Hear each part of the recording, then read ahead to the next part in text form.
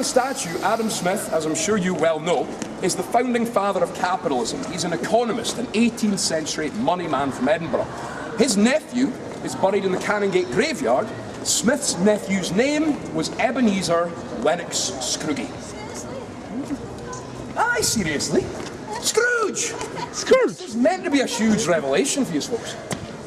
He was a real guy. So Ebenezer Scrooge, buried down in the Canongate graveyard, Dickens saw the gravestone. It said, "Here lies Ebenezer Scrooge, a mean man." A mean man, I can see it already. Doesn't have to be anything special. Just go, oh, here we go. You're a natural. Fantastic, Andrew. Oh, fantastic. I read a book, fantastic. Did you enjoy that? No. Well, I can't blame you. This is one of my favourite things to do, though. It's called dancing on people's graves. Great philosopher. That little piece of our history there, the loss of independence, and then the riot in 1736. We call this the Great Wait. 30 years in Edinburgh where everyone got drunk all the time and complained about not being independent. You're laughing at. Out of that sadness comes the Scottish Enlightenment, led by David Hume. He told the 18th century, he's my hero from our past. It's a man called William Brodie. He's got a pub named after him just here, Deacon Brodie's Tavern. We're not going to the pub, sir. You go to the pub on your own time, okay? What we're going to do is take a little walk along towards the graveyard, and as we go, I will tell you a bit about the story of Brodie. You'll see why he's my hero. He might be your hero as well. He was a daft. He spent 8 months in Amsterdam. He was the most wanted man in the entire world. And they arrested him. They caught him as he's getting on a boat to go from Amsterdam to the same place that all Scottish criminals go. America. He had a ticket in his hand to America. He was so close to freedom, but he was arrested, dragged back here to Edinburgh. Guys are all pretty handsome, you know, but even if you roll them all together, you'll end up with somebody almost as handsome, but not quite, as the ghost will hopefully see this evening in the Pauper's Graveyard.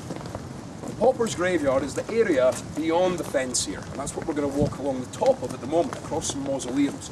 Don't worry too much about walking on coffins while you're up here. There's over 200,000 people buried in this graveyard. Once you've been, it's finished. Because the dead bodies can't get out?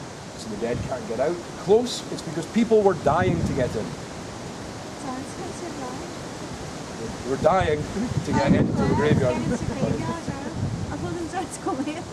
Try and keep up, guys. It's not best material I'm giving you here, okay? They actually built to keep out the English. I've got to say, it doesn't appear to be doing a very good job, does it?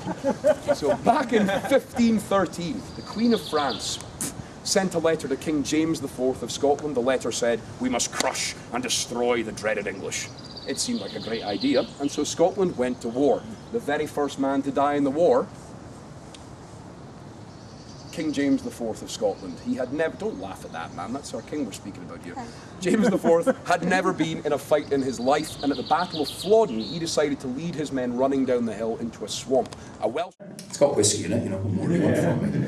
It's not the story I have to tell you while we're inside here, though. The story I have to tell you while we're inside this vault today is, in fact, the story of Nidri's Wine's laziest man. Now, I must confess, I'm a bit of a lazy bastard myself, eh? So I've always liked this story.